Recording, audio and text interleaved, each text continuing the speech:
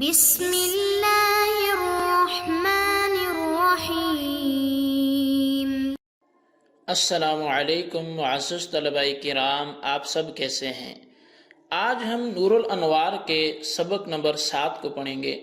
اور آج کے سبق کا عنوان ہے ایک اعتراض اور ایک جواب۔ آج کے ہمارے سبق کی عبارت وہا ہونا ان نظر الی انہ سے شروع ہوتی ہے۔ آئیے سب سے پہلے عبارت پڑھ کے اس کا ترجمہ کرتے ہیں، اس کے بعد باقاعدہ وضاحت کی طرف بڑھتے ہیں۔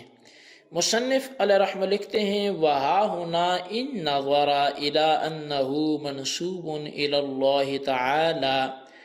اور یہاں اس جگہ اگر دیکھا جائے اس بات کو کہ لفظ ہدا جو ماتن نے الحمدللہ الذی ہدانا میں ہدا لکھا ہے، اگر دیکھا جائے کہ لفظ ہدا اللہ کی طرف منسوب ہے تو ینبغی ان یراد بہ الاول، تو اس سے پھر پہلے معنی ہدایت کے مراد لینا زیادہ مناسب ہے، یعنی کہ ایصال الی المطلوب مراد لینا زیادہ مناسب ہے۔ وَإِن نَظَرَ إِلَىٰ أَنَّهُ عُدِّيَ بِوَاسِطَةِ إِلَىٰ، اور اگر اس بات کی طرف نظر کی جائے کہ ہدایت یہاں الہ کے واسطے سے متعدی ہے، اس کو متعدی کیا گیا ہے، تو يَنبَغِي أَن يُرَادَ بِهِ الثَّانِي، تو اس سے دوسرے معنی مراد لینا ہدایت کے ارادت و طریق والے یہ زیادہ مناسب ہیں۔ فَأَمَّا ان یقدر ہدانا رسلہ، بہرحال یہ کہ مقدر کیا جائے ہدانا رسلہ، او یقال کلمۃ الی مزیدۃ للتأکید والتقویۃ، یا پھر یہ کہا جائے کہ کلمہ الہ یہ زائدہ ہے تاکید کی وجہ سے اور تقویت کی وجہ سے۔ وَبِالْجُمْلَةِ لَا يَخْلُو هَذَا عَنْ تَمَحُّلٍ، اور بالجملہ یعنی کہ حاصل یہ کہ یہ تعویلات تکلف سے خالی نہیں ہیں۔ جی طلبہ کرام، یہ ہمارے آج کے سبق کی عبارت اور اس کا ترجمہ تھا۔ اب آئیے اس کی توضیح و تشریح کی طرف بڑھتے ہیں۔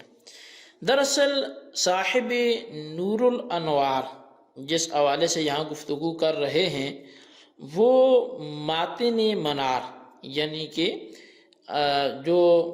ماتن ہیں منار کے مصنف ہیں، انہوں نے جو متن لکھا کہ الحمدللہ الذی ہدانا الی الصراط المستقیم، یہاں جو انہوں نے الہ کے ساتھ متعدی کیا اس حوالے سے گفتگو کر رہے ہیں۔ تو آئیے اب اس حوالے سے دیکھتے ہیں کہ صاحب نور الانوار کیا کرتے ہیں۔ تو صاحب نور الانوار متن پر وارد ہونے والے اعتراض و جواب کو نقل فرما رہے ہیں۔ اب فرماتے ہیں کہ اعتراض یہ ہوتا ہے کہ متن کی جو عبارت ہے نا الحمدللہ الذی ہدانا، اس میں جو لفظ ہدا ہے اس کا فاعل ضمیر مستتر ہے جو اللہ کی طرف راجع ہے، اور یہ بات پیچھے گزر چکی ہے کہ ہدایت اگر اللہ کی طرف منسوب ہو تو اس صورت میں ہدایت کے جو معنی اول ہیں یعنی ایصال الی المطلوب تو وہ مراد ہوتے ہیں، اور یہ بھی بیان کیا جا چکا ہے کہ ہدایت اپنے مفعول ثانی کی طرف اگر الہ کے واسطے سے متعدی ہو تو پھر ہدایت کے جو دوسرے معنی ہیں یعنی ارادۃ الطریق وہ مراد ہوتے ہیں۔ پس متن میں ہدایت کا اللہ کی طرف منسوب ہونا اس بات کا تقاضا کرتا ہے کہ یہاں ہدایت سے ایصال الی المطلوب کے معنی مراد ہوں، چونکہ ہدانا کا فاعل اللہ ہے، تو جب فاعل اللہ ہے تو جو ہدایت اللہ کی طرف منسوب ہو تو وہ پھر ایصال الی المطلوب کے معنی میں ہوتی ہے۔ تو یہ تقاضا کرتا ہے ہدانا کا فاعل اللہ کا ہونا کہ یہاں ہدانا میں جو ہدایت ہے یہ ایصال الی المطلوب کے معنی میں ہو۔ جبکہ تھوڑا آگے نظر کریں مفعول ثانی یعنی صراط مستقیم کی طرف الہ کے واسطے سے ہدایت کا متعدی ہونا دیکھیں کہ الی الصراط المستقیم، ہدایت کو متعدی کیا گیا صراط مستقیم کی طرف الی کے واسطے سے، تو اب یہ اس بات کا تقاضا کرتا ہے کہ یہاں ہدایت سے اراءۃ الطریق کے معنی مراد ہوں، کیونکہ جو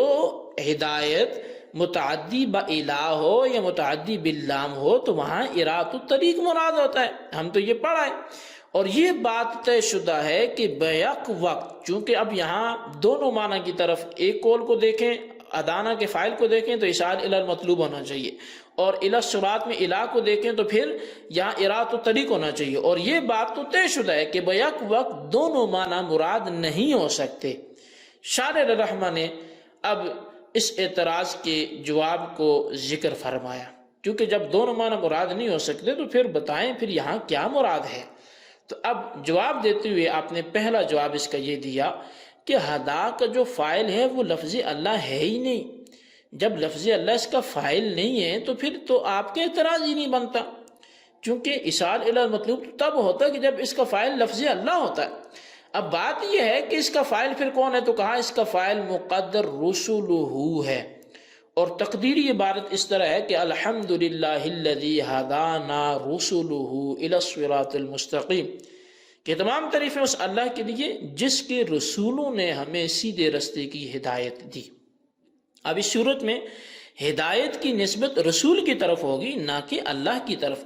اور رسول کی طرف نسبت کا تقاضا یہ ہے کہ ہدایت سے اراءۃ الطریق کے معنی مراد ہوں، پس جب رسول کی طرف اس کی نسبت کا تقاضا بھی اراءۃ الطریق ہے اور الی کے واسطے سے متعدی ہونے کا تقاضا بھی اراءۃ الطریق ہے، تو اب کوئی تعارض ہی نہیں رہا، کوئی اشکال ہی نہیں رہا، تو لہٰذا وہ جو مسئلہ بنا ہوا تھا ٹکراؤ کا، تعارض کا، وہ خود بخود کیا ہو گیا، ختم ہو گیا۔ اچھا، یہ تو تھا پہلا جواب کہ جب ہدانا کا فاعل اللہ نہیں بلکہ رسول ہے۔ دوسرا جواب اس کا یہ ہے کہ ہدا کا فاعل تو لفظ اللہ ہی ہے، مگر لفظ الہ محض تاکید و تقویت کے لیے زائد کر دیا گیا ہے، یعنی لفظ الہ زائد ہے، اس کے واسطے سے لفظ ہدایت متعدی نہیں کیا گیا۔ بس جب لفظ الہ زائد ہے تو متن میں لفظ ہدایت اپنے مفعول ثانی کی طرف بلا واسطہ متعدی ہوا، اور پہلے یہ بات بیان ہو چکی ہے کہ لفظ ہدایت اگر مفعول ثانی کی طرف بلا واسطہ متعدی ہو تو ہدایت سے ایصال الی المطلوب کے معنی مراد ہوتے ہیں، بس جب اللہ کی طرف نسبت کرنا بھی یہ ایصال الی المطلوب کا تقاضا کرتا ہے اور مفعول ثانی کی طرف بلا واسطہ متعدی ہونا بھی اسی معنی کا تقاضا کرتا ہے، تو پھر اعتراض کدھر ہے؟ اب کوئی تعارض ہی نہیں ہے، ٹکراؤ ہی نہیں ہے، چونکہ اللہ کی طرف ہدایت کا منسوب ہونا ایصال الی المطلوب کا تقاضا کرتا ہے، ہدانا کا فاعل اللہ ہوا، اور الہ بھی چونکہ زائد ہے، وہ ہونا نہ ہونا ایک جیسا ہے، گویا کہ یہاں الہ ہے ہی نہیں، اور بلا واسطہ ہدایت متعدی ہو رہی ہے، تو پھر اس کا تقاضا بھی ایصال الی المطلوب ہوا، تو جب دونوں میں ایصال الی المطلوب ہے تو پھر یہی مراد ہے، یہاں اراءۃ التقریق کا تو کوئی تعارض لازم نہیں آتا۔ اب صاحب نور الانوار نے فرمایا کہ مذکورہ دونوں جوابات تکلفات سے خالی نہیں ہیں،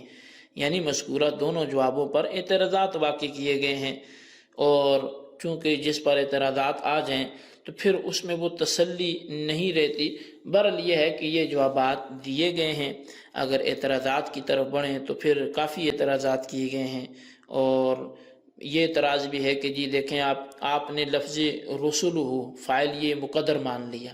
تو ظاہر ہے مقدر ماننا یہ ایک ضعف ہوتا ہے کلام میں، اور اس کو پسند نہیں کیا جاتا۔ جب ایک چیز بغیر مقدر مانے ہو سکتی ہو تو اس کو مقدر ماننا یہ کلام میں عیب ہے، تو لہٰذا آپ عمدہ سے ادنا کی طرف چلے گئے، اور یہ درست نہیں ہے، مقدر ماننا بلا ضرورت خلاف اصل ہے، تو آپ کو ایسا نہیں کرنا چاہیے۔ یہ بھی اعتراض ہوتا ہے، اور اسی طرح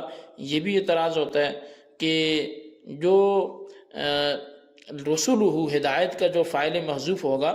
تو حالانکہ صاحب کافیہ نے لکھا ہے کہ فاعل الفعل لا یحذف، یعنی کہ فعل کا جو فاعل ہوتا ہے وہ محذوف ہوتا ہی نہیں ہے، تو لہٰذا یہ آپ نے رسولہ کو محذوف مان کر گویا اس قاعدے کا بھی خلاف کر لیا ہے۔ تو اس طرح کے مطلب اعتراضات ہوتے ہیں، اور پھر آپ نے لا کو زائد قرار دیا گیا، حالانکہ زیادتی بھی تو خلاف اصل ہے۔ تو بہرحال یہ مختلف اعتراضات ان جوابات پر بھی ہوتے ہیں، لیکن متن نے شارح نے اپنی جانب سے اچھا جواب جو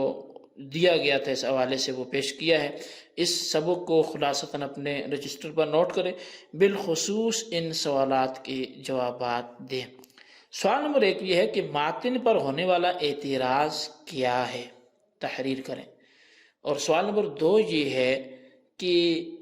ماتن پر ہونے والے اعتراض کی دفاع میں آپ کے پاس کیا ہے، پیش کریں۔ اللہ تبارک و تعالیٰ سے دعا جو کچھ ہم نے سنا پڑھا اسے یاد رکھنے کی توفیق نصیب فرمائے، آمین بجاہ نبی الامین صلی اللہ علیہ وسلم۔